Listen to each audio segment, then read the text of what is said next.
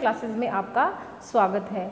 आज हम कक्षा सप्तमी के सामाजिक विषय का अध्याय 2 अध्ययन करेंगे, जिसका नाम है नए राजा और उनके राज्य।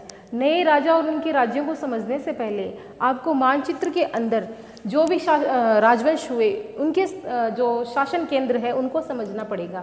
इसके लिए आपको बताते हैं कि अजमेर और दिल्ली के आसपास के जो क्षेत्र है वो चाहमान या चौहान राजाओं का राजवंश है, जहाँ पे हुआ करता था। इसमें आप पृथ्वीराज चौहान इनको ले सकते हैं। गुर्जर प्रतिहार है और उनका शासन क्षेत्र था मध्य प्रदेश के आसपास का क्षेत्र। इसके बाद आता है पाल राजवंश है, पश्चिम बंगाल के जो आसपास के क्षेत्र हैं वो पाल राजवंशों के अधीन थे।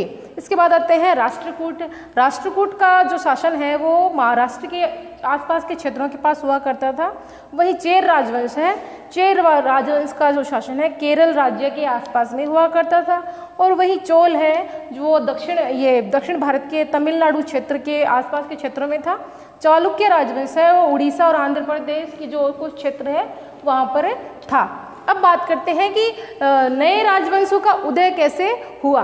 तो नए राजवंशों के उदय से पहले यानी 7वीं शताब्दी से पहले 6ठी शताब्दी के अंदर जब हर्ष का एक छत्र साम्राज्य था, तब पूरा भारत है वो हर्ष के अधीन था।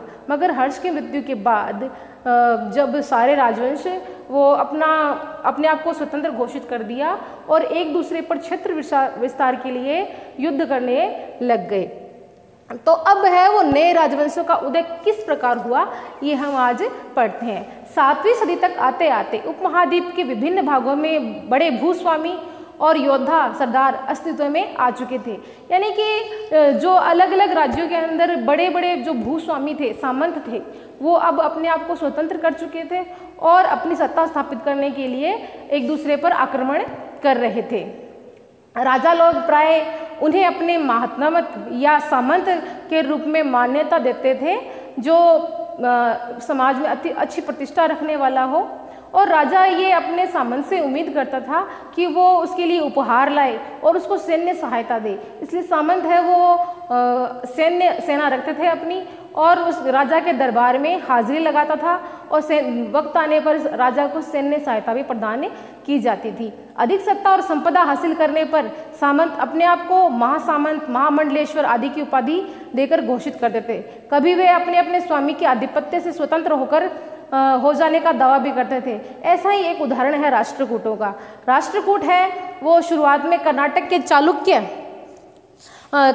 चालुक्य पहले यहाँ थे, फिर यहाँ से उनका शासन फिर यहाँ हो गया।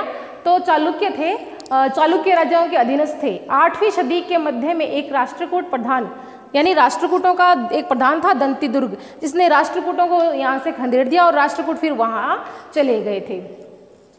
चालुक्य स्वामी की अधीनता से इनकार कर दिया, उसे हराए और हिरण्यगर्भ नामक अनुष्ठान किया। इस अनुष्ठान में ब्राह्मणों की सहायता से संपन्न कराया गया इस अनुष्ठान को। और इसका ये अर्थ माना जाता था कि जो भी है जिसने ये अनुष्ठान कराया है वो जन्मजात क्षत्रिय न होते हुए भी क्षत्रिय के रूप में दोबारा क्षत्रियता प्राप्त कर सकता है। कुछ अन्य उदाहरण के रूप में आप उद्यमी परिवारों के पुरुषों ने अपनी राजशाही कायम करने के लिए सैन्य कौशल का इस्तेमाल किया। मिसाल के तौर पर कदम मयूर समर्पण और गुर्जर प्रतिहार में हरिश्चंद्र ब्राह्मण थे, जिन्होंने अपने परंपरागत पेशे को छोड़कर क्षत्रिय पेशे को अपनाया था। इसके बाद आता है दूसरा पॉइंट अपना, राज्यों में प्रशासन की। राज्यों में प्रशासन कैसे हुआ करता था। इन नए राजाओं में कईयों ने महाराजाधिराज यानी राजाओं के राजा, त्रिभुवन चक्रवर्ती यानी 3 भुवनों का स्वामी और इसी तरह के अन्य भारी भरकम नामों से अपने आप को सम्मानित किया और अपने सामंतों और साथ ही साथ किसान, व्यापारी और ब्राह्मणों के संगठन के साथ अपनी सत्ता की साझेदारी भी किया। यानी इनको पता था कि हम राज्य है वो किसी के साथ के बिना नहीं चला सकते, इसलिए उन्होंने किसानों ब्राह्मणों का साथ भी लिया। इन सभी राज्यों में उत्पादकों अर्थात किसानों, पशुपालकों, कारीगरों और संसाधन इकट्ठे किए जाते थे, इनको अक्सर अपने उत्पादकों का एक हिस्सा अपने त्यागने के लिए बनाया जाता था और कभी कभी इस हिस्से को लगान मानकर वसूला भी जाता था, क्योंकि प्राप्त करने वाला अपने आप को भूस्वामी या राजा का होने का दावा करता था। राजस्व व्यापारियों से भी वसूल किया जाता था। इस प्रकार 400 प्रकार के कर थे जो वो सामंतों से या फिर नीचे किसानों से इनसे वसूल किए जाते थे। ये संसाधन राजा की व्यवस्था का वित्तीय आधार बनते थे, क्योंकि राजा खुद तो कुछ काम करता नहीं था, तो उसको पैसे तो चाहिए होते हैं, यानी अपने राज्य को चलाने के लिए उसको धन तो चाहिए होता है। तो वो धन है वो इन करों के द्वारा ही इकट्ठा करता था और धन का उपयोग वह दुर्ग बनाने के लिए, मंदिर बनाने के लिए और युद्धों को लड़ने के लिए इस्तेमाल किया जाता था, जिससे लूट की शक्ल में धन मिलने की तथा जमीन और व्यापारिक मार्गों के प्रयोग की संभावनाएं बनी रहती थी। अब आता है राजस्व वसूली के लिए कौन नियुक्त था, यानी राजस्व राजा के लिए वसूल कौन करता था। तो राजस्व वसूल करने के लिए राजा किसी धनी परिवार या संपन्न परिवार को एक जिम्मेदारी सौंप देता था और उससे कहा जाता था कि ये पद तुम्हारे लिए वंशानुगत है, यानी तुम्हारी आने वाली पीढ़ियां भी क्या करेगी, लोगों से लगान वसूल करेगी। कई बार राजा के निकट संबंधी इन ओहदों पर ही नियुक्त होते थे। अब आती है दूसरी बात है प्रशस्तियां और अनुदान। प्रशस्ति क्या होती है, तो प्रशस्ति होती है किसी की प्रशंसा में लिखा गया लेख और भूमि अनुदान होता है भूमि का दान करना। प्रशस्तियों के ब्यौरे बहुत हैं तो शब्दतः सत्य नहीं होते, क्योंकि प्रशस्तियां हैं वो किसी की प्रशंसा में या बढ़ा चढ़ाकर भी लिखी जा सकती है।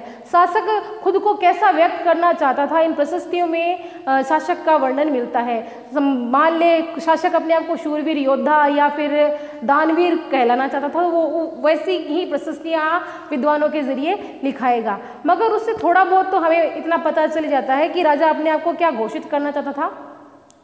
ये विद्वान ब्राह्मण द्वारा रची गई थी और अक्सर प्रशासन में मदद करते थे। ये जो है प्रशस्तियाँ ये ब्राह्मणों के द्वारा रची जाती थी और ये प्रशासन में भी ब्राह्मण मदद करते थे। इसी तरह नागभट्ट की उपलब्धियों के बारे में लिखा गया है कि नागभट्ट ने कौन कौन से युद्ध किए और कौन कौन सी प्रशस्तियाँ उसने लिखवाई थी। अब आते हैं राजा लोग हैं वो ब्राह्मणों को भूमि अनुदान या पुरस्कृत करते थे। ये भूमि अनुदान के साथ साथ भूमि देने वाले को और क्या क्या दिया जाता था, तो भूमि के देने के साथ साथ भूमि पर पूरा मालिकाना हक दिया जाता था उस ब्राह्मण को कि वो अपनी भूमि के अंदर कांटेदार झाड़ियाँ, भूमि के अंदर सीमाएं और मेड़ भी बना सकता है, गहरी झीलें भी खुदवा सकता है, यानी टोटल जो भूमि का हक है वो उस ब्राह्मण को दिया जाता था कि वो अपनी भूमि में कोई भी कार्य संपन्न करवा सकता है। 12वीं सदी में एक वृहत संस्कृत काव्य लिखा गया है। ये बात कुछ खास है, आप इसको ध्यान से सुने कि 12वीं शताब्दी में एक वृहत संस्कृत काव्य लिखा गया था जिसके रचयिता था कल्हण।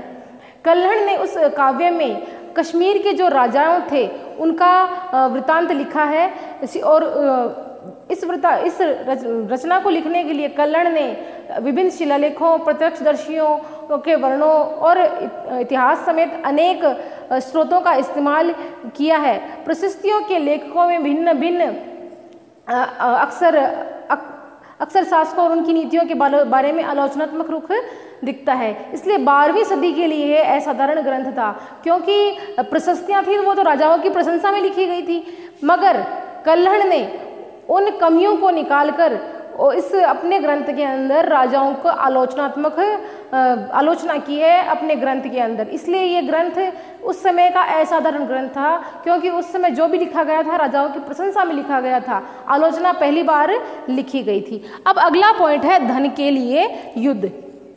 अब है कोई भी राजा है उसका एक निश्चित क्षेत्र है, वो अपने क्षेत्र को विस्तार के लिए लगातार युद्ध करता रहता है। आपने यहाँ देखा होगा कि हर एक राजा का अपना अपना क्षेत्र है, वे दूसरे को क्षेत्र में नियंत्रण का प्रयास लगातार करते रहते हैं। ऐसा ही एक उदाहरण है, यहाँ पर है कन्नौज। कन्नौज है वो एक संपन्न क्षेत्र है। इस पर आक्रमण करने के लिए चाहमान, गुर्जर प्रतिहार और पाल लगातार संघर्ष करते रहे और इस संघर्ष को इतिहासकारों ने त्रिपक्षीय संघर्ष भी कहा है। जैसा कि शासकों ने बड़े बड़े मंदिर बनवाए, दुर्ग बनवाए। मंदिर है वो सत्ता और संसाधनों से संपन्न होते थे और राजा अपने धन का प्रदर्शन करने के लिए मंदिरों में बार बार दान भी देते थे। इसलिए जब भी वे एक दूसरे के राज्य पर आक्रमण करते तो मंदिरों को जरूर लूटा जाता था। कभी कभी बहुत अधिक धन संपन्न होने से बाहर से भी है वो आक्रमणकारी आते हैं और भारत के जो मंदिर हो उनको लूट के ले जाते हैं। इसका ही एक उदाहरण है मुल्तान और मंसूर की जो अरब है, इसमें महमूद गजनवी जिसने भारत पर 17 बार आक्रमण किया और भारत के मंदिरों को लूटा। इसमें भारत का जो सबसे महत्वपूर्ण मंदिर है वो भारत का सोमनाथ मंदिर है, जिसको बार बार लूटा गया था। गुजरात में सोमनाथ मंदिर स्थित है। महमूद ने जो धन इकट्ठा किया उसने अपनी राजधानी को आगे बढ़ाने यानी वैभवशाली बनाने के लिए खर्च किया। इसके बाद आता है महमूद गौरी ने के द्वारा जीते गए लोगों के बारे में भी कई बातें जानना चाहता था। यानी महमूद है वो भारत के बारे में बहुत सारी बातें जानना चाहता था, तो उसने अपने एक विद्वान अल-बरूनी नामक विद्वान को भारत में छोड़ा और भारत के बारे में लेखा जोखा रखने का काम सौंपा। अरबी में लिखी गई इस कृति का नाम है किताब उल हिंद। आज भी इतिहासकारों के लिए एक महत्वपूर्ण स्रोत है। अल-बरूनी ने इस काव्य को लिखने के लिए संस्कृत के विद्वानों से काफ़ी परामर्श लिया। इसके बाद है युद्ध करने के वाले दूसरे राजाओं में चाहमान भी थे। जो चाहमान थे वो शक्तिशाली थे, शूरवीर थे, तो इन्होंने भी अपने राज्य विस्तार के लिए बहुत सारे प्रयास किए। तो पहले इन्होंने कन्नौज में प्रयास किया, बाद में जब मंसूर और मुल्तान के अरब भारत पर आक्रमण करने के लिए आ रहे थे तो चाहमानों ने भारत के इनको भी रोकने का प्रयास किया। तो सबसे पहला युद्ध हुआ था महमूद गौरी का और पृथ्वीराज चौहान, यानी चौहानों का जो पराक्रमी शासक था पृथ्वीराज चौहान था, उसका प्रथम युद्ध हुआ था तराइन का युद्ध, जो 1191 में हुआ था, जिसमें महमूद गौरी हार गया था और पृथ्वीराज जीत गया था। मगर दूसरे ही साल 1992 के अंदर महमूद गौरी ने पृथ्वीराज पर दोबारा आक्रमण किया, जिसमें पृथ्वीराज हार गया और महमूद गौरी जीत गया, और इसके बाद वो है भारत पर मुस्लिम शासक की नींव पड़ी। अगला भाग हम अगले वीडियो में पढ़ेंगे।